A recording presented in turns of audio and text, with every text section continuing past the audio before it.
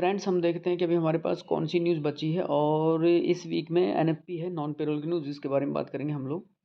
उससे पहले देख लेते हैं, अभी एक न्यूज़ थी सीएचएफ की। देखिए डाटा कितना इम्पैक्टफुल होता है। मैं आपको बता देता हूँ कि जैसे इसमें डाटा देखिए, जितना फोरकास्ट किया गया था, जैसे चांसेस रहते हैं इसमें कि फोरकास्ट इसमें किया गया था 0.3% और आया उससे कम है, ठीक है।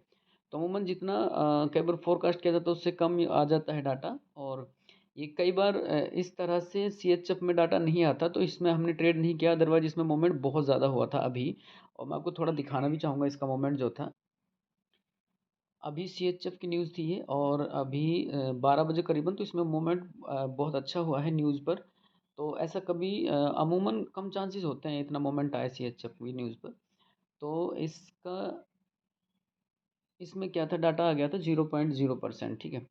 चलिए इसको हम बाद में देखेंगे, फिलहाल हम लोग देख लेते हैं हमारे पास नेक्स्ट न्यूज़ कौन सी। नेक्स्ट है हमारे पास एनएफपी, नॉन पेरोल के बारे में आपको बता देता हूँ। ये बहुत बड़ी न्यूज़ है फॉरेक्स की, और ये भी इसका भी जो मोमेंट है वो डाटा पर डिपेंड करता है। अब देखिए अमूमन एक बार मैंने और बताया था आपको कि जो नॉन पेरोल है एनएफपी है, जो जैसे मैं इसका पुराना डाटा भी आपको दिखाना चाहूँगा कि इसमें क्या होता है कि मोस्टली ये बढ़कर आता है, एम्प्लॉयमेंट का डाटा है ये। तो एम्प्लॉयमेंट चेंज से रिलेटेड है, तो हमेशा ये ज़्यादा ही आता है। और अभी क्या है कि कई बार से हम लोग देख रहे हैं कि ये नेगेटिव आया है, लेकिन देखिए नेगेटिव भी आया है ये, 3 बार नेगेटिव आया है इस बार। उसके बाद देखिए हमेशा पॉजिटिव, तो चांसेस होते हैं कि पॉजिटिव। अब इस पर मैंने थोड़ा सा फोरकास्ट किया है। देखिए डाटा को हम लोग फोरकास्ट ही कर सकते हैं, अमूमन ये तो बता नहीं सकते कितना आएगा। लेकिन इसका डाटा जैसे इन्होंने फोरकास्ट 212 किया है, 212 फोरकास्ट किया है, तो ये डाटा जो है आना चाहिए 375 या 350 के आसपास, या 300 प्लस आना चाहिए। और अगर 300 प्लस आता है तो हमेशा की तरह यूरो यूएसडी, जीबीपी यूएसडी, ये गोल्ड जो है वो सेल की डायरेक्शन में होंगे। और जो यूएसडी जिनके आगे है, जैसे मान लो यूएसडी सीएचएफ, यूएसडी जेपीवाई, ठीक है, यूएसडी कैड, ये सब अप डायरेक्शन में। एक और बात बता देता हूँ मैं आपको थोड़ा सा नॉलेज के लिए, जिन पेयरों के पीछे यूएसडी है उनका रेशियो लॉट साइज और प्रॉफिट 1 पॉइंट पे $1 है। जैसे 1 पॉइंट अगर चलेगी तो $1 मिल जाएगा।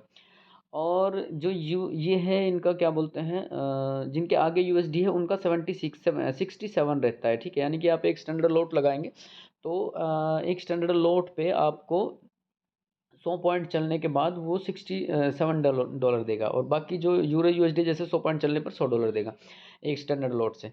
तो कुछ आप इनको थोड़ा सा जान भी लें इनके बारे में, थोड़ा सा आप इनके कैलकुलेटर होते हैं हर ब्रोकर के। तो अभी एनएफपी के बारे में हम लोग इसलिए बता रहे हैं, मैं इसके बारे में एक वीडियो और बनाऊंगा इसकी डायरेक्शन पर कल, अभी तो इसमें एक दिन है। और नॉन फॉर्म एम्प्लॉयमेंट चेंज, इसमें डाटा जो है उसके आने के चांसेस क्या हैं, ज़्यादा ज़्यादा आने के चांसेस है। तो अगर करीबन ये डाटा 300 प्लस आ गया, मांग रखा है 212, अगर 300 प्लस आ गया तो इसमें 400-500 पॉइंट का अच्छा मोमेंट देखने को मिलेगा euro USD, GBP USD, gold में सेल की तरफ। हम लोग अगर इसमें सिंगल ट्रेड करेंगे तो हम सेल ही करेंगे, क्योंकि एनएफपी करीबन 20 महीने में, यानी कि ऐसा लगाओ कि 20 महीने में या 15 महीने में 2-3 बार ही ये से बाय होती है। इसका डाटा नेगेटिव आता है, नहीं हमेशा इसका डाटा पॉजिटिव आता है। अब अगर इसका डाटा पॉजिटिव आया तो 300 प्लस आया, 300 प्लस आते ही इसमें बहुत अच्छा खासा मोमेंट देखने को मिलेगा। तो एक तो हो गया कि सिंगल अकाउंट हम लोग अगर यूज़ करेंगे तो हाई रिस्क की है, हाई रिस्क की है, लेकिन हाई प्रॉफिटेबल भी है कि एक सिंगल को हम लोग यूरो यूएसडी या जीबीपी यूएसडी में सेल करें या गोल्ड को सेल करें। उसके बाद हम देख लेते हैं इसके साथ जो अर्ली अर्निंग वाला डाटा आएगा उसके बारे में थोड़ा सा देखते हैं। इसने क्या किया कि 0.1% और 0.3 ज़्यादा मांग रखा है, तो ये ज़्यादा आने के चांसेस है, पॉजिटिव आ सकता है डाटा। कम मांगा जाता है तो कम ही आता है, नहीं ज़्यादा मांगा है तो ये पॉजिटिव आएगा। अगर ये पॉजिटिव आया, फिर एक एनएफपी पॉजिटिव आई, नॉन फॉर्म पेरोल वाली ये न्यूज़ पॉजिटिव आई। उसके बाद हमारे पास एक इंपॉर्टेंट डाटा बचता है इसका, अनएम्प्लॉयमेंट रेट। अगर ये भी पॉजिटिव आ गया तो इसमें बहुत ही तगड़ा मोमेंट आ जाएगा और ये न्यूज़ बहुत ज़्यादा प्रॉफिट दे के जाएगी। फोरकास्ट जितना किया गया है, देखिए हमेशा ये फोरकास्ट उतना ही कर रहे हैं। तो 3 पॉइंट, तो फोर का भी देखिए हम लोग देखते हैं कि अगर हम लोग इसको थोड़ा सा और फोरकास्ट करें तो इसमें पुराना डाटा देखते हैं, एक्चुअल डाटा 3.9 से ज़्यादा आया है क्या। तो देखिए 3.9 से ज़्यादा इसका डाटा नहीं आया। 4.2, 4.3, 4.8 आया हुआ है, ठीक है। 5 भी आता है। तो इसमें भी सेम है कि अगर मान लो डाटा ज़्यादा आ गया, जैसे 4.1 आ गया, 4 पॉइंट, तो सारे डाटा पॉजिटिव आ जाएंगे। और अगर इनके सारे ही डाटा पॉजिटिव आ जाएंगे तो फिर इनमें बहुत ज़्यादा मोमेंट आपको देखने को मिल जाएगा। तो एनएफपी जो है वो बहुत बड़ी न्यूज़ है, लेकिन एनएफपी का चलना इन अनएम्प्लॉयमेंट रेट पर भी डिपेंड करता है। एवरेज अर्ली अर्निंग को छोड़ दें तो अनएम्प्लॉयमेंट रेट और नॉन फॉर्म एम्प्लॉयमेंट चेंज अगर इसका डाटा एक जैसा आ जाता है तो बहुत ज़्यादा मोमेंट हमें देखने को मिलेगा। तो हम लोग इसको देखेंगे कि बस केवल ये यूरो यूएसडी पर हम अगर काम करेंगे तो सेल की तरफ हम लोग काम करेंगे।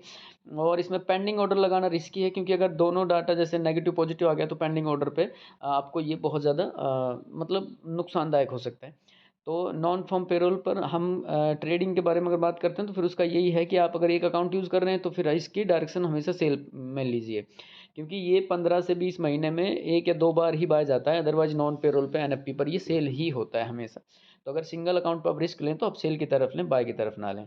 उसके बाद नेक्स्ट न्यूज़ के बारे में तो हम बाद में करेंगे, फिलहाल इसी पर स्टडी करेंगे। और मैं तो आपको बताना चाहता हूँ कि आप हमेशा जिस भी पेयर की न्यूज़ होती है, जिस भी करेंसी की न्यूज़ होती है, उस करेंसी और उस न्यूज़ को कौन-कौन से फैक्टर इफ़ेक्टेड करते हैं, ठीक है?